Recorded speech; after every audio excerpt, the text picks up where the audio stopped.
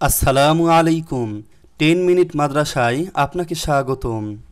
হজ মুসলিম উম্মাহর ঐক্য, সংহতি ও সাম্যের নিদর্শন, ইসলামের অন্যতম স্তম্ভও বটে। হজে আর্থিক ও শারীরিক শ্রমের সমন্বয় রয়েছে, অন্য কোনো ইবাদতে যা একসঙ্গে পাওয়া যায় না। প্রতি বছর বিশ্বের বিভিন্ন প্রান্ত থেকে 30 থেকে 40 লাখ মানুষ পবিত্র হজ পালনে সৌদি গমন করেন। হজের সওয়াব সম্পর্কে রাসূল সাল্লাল্লাহু আলাইহি ওয়াসাল্লাম বলেছেন, যে ব্যক্তি আল্লাহর সন্তুষ্টির জন্য হজ করে এবং অশ্লীল ও গুনাহের কাজ থেকে বেঁচে থাকে, সে নবজাতক শিশুর মতো নিষ্পাপ হয়ে যায়। আর মকবুল হজের পুরস্কার জান্নাত ছাড়া অন্য কিছুই নয়।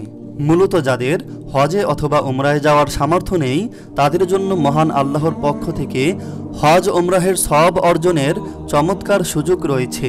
প্রিয় নবী হযরত মুহাম্মদ সাল্লাল্লাহু আলাইহি ওয়াসাল্লাম বিভিন্ন হাদিসে সেসব আমল বাতলে দিয়েছেন। হজ ও উমরাহর সওয়াব পাওয়া যাবে এমন 10টি আমল। আবু দারদা রাদিয়াল্লাহু তাআলা আনহু থেকে বর্ণিত আছে, আমরা একবার রাসূল সাল্লাল্লাহু আলাইহি ওয়াসাল্লামকে বলি, হে আল্লাহর রাসূল, ধনী ব্যক্তিরা সওয়াবের ক্ষেত্রে আমাদের ছাড়িয়ে যাচ্ছে। তারা হজ করেন, আমরা হজ করি না। তারা সংগ্রাম যুদ্ধে শরিক হন, আমরা শরিক হতে পারি না। আরও তখন রাসূল সাল্লাল্লাহু আলাইহি ওয়াসাল্লাম বলেন, আমি কি তোমাদের এমন আমলের কথা বলবো যেটা তোমরা করলে তারা যে আমল করে তার চেয়ে বেশি সওয়াব পাবে? আর সেটা হলো প্রতি নামাজের পর 33 বার সুবহানাল্লাহ, 33 বার আলহামদুলিল্লাহ আর 34 বার আল্লাহু আকবার। 2.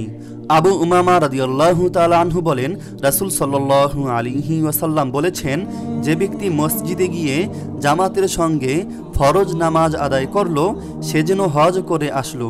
আর যে ব্যক্তি নফল নামাজ আদায় করতে মসজিদে গেল, সে যেন উমরা করে আসলো। 3.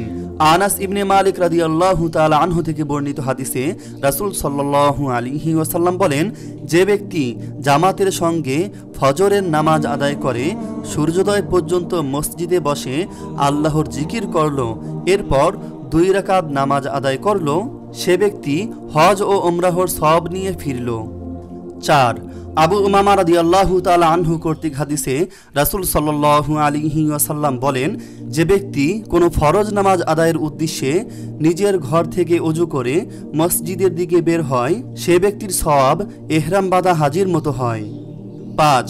আবু উমামা রাদিয়াল্লাহু তাআলা আনহু থেকে বর্ণিত হাদিসে রাসূল সাল্লাল্লাহু আলাইহি ওয়াসাল্লাম বলেন, যে ব্যক্তি কোনো ভালো কথা শিখা বা শিখানোর উদ্দেশ্যে মসজিদে গেল, সে পরিপূর্ণরূপে হজ আদায়কারী ব্যক্তির মতো সওয়াব লাভ করবে। 6. সাহাবী হযরত আব্দুল্লাহ ইবনে আব্বাস রাদিয়াল্লাহু তাআলা আনহু থেকে বর্ণিত, রাসূল সাল্লাল্লাহু আলাইহি ওয়াসাল্লাম ইরশাদ করেন, রমজানে উমরাহ আদায় করলে আমার সঙ্গে হজ আদায়ের সমপরিমাণ সওয়াব লাভ করবে। 7. রাসূল সাল্লাল্লাহু আলাইহি ওয়াসাল্লাম ইরশাদ করেন, যে ব্যক্তি নিজ ঘরে পবিত্রতা অর্জন করলো, তারপর মসজিদে কুবায় এসে কোনো নামাজ আদায় করলো, সে উমরাহর সওয়াব হাসিল করলো। 8.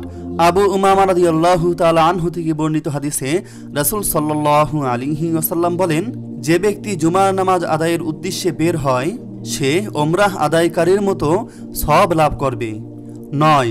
আনাস ইবনে মালিক রাদিয়াল্লাহু তাআলা আনহু বর্ণনা করেন, জৈন ব্যক্তি রাসূল সাল্লাল্লাহু আলাইহি ওয়াসাল্লামের নিকট এসে বলল, আমি জিহাদে সংগ্রামে অংশ নিতে চাই, কিন্তু আমার সেই সামর্থ্য ও সক্ষমতা নেই। তখন রাসূল সাল্লাল্লাহু আলাইহি ওয়াসাল্লাম তাকে জিজ্ঞেস করলেন, তোমার মাতা পিতার কেউ কি জীবিত আছেন? লোকটি বলল, আমার মা জীবিত।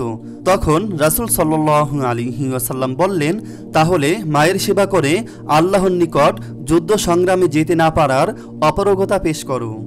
এভাবে যদি করতে পারো এবং তোমার মা সন্তুষ্ট থাকেন, তবে তুমি হজ, উমরাহ এবং যুদ্ধ সংগ্রামের সওয়াব পেয়ে যাবে। সুতরাং আল্লাহকে ভয় করো এবং মায়ের সেবা করো। 10.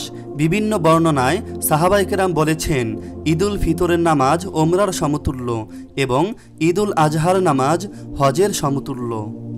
আল্লাহ তাআলা আমাদের সবাইকে হজ করার তৌফিক দান করুক এবং এই আমলের মাধ্যমে হজ এবং উমরার সওয়াব অর্জন করার তৌফিক দান করুক। আমিন। আপনি যদি বিভিন্ন বিষয়ে ইসলামিক ভিডিও পেতে চান তাহলে এই চ্যানেলটি সাবস্ক্রাইব করে পাশে রাখা বেল আইকনটি অন করে দিন। আপনার প্রতি শুভকামনা রেখে আজকের মতো বিদায় নিচ্ছি। আসসালামু আলাইকুম ওয়া রাহমাতুল্লাহি ওয়া বারাকাতুহু।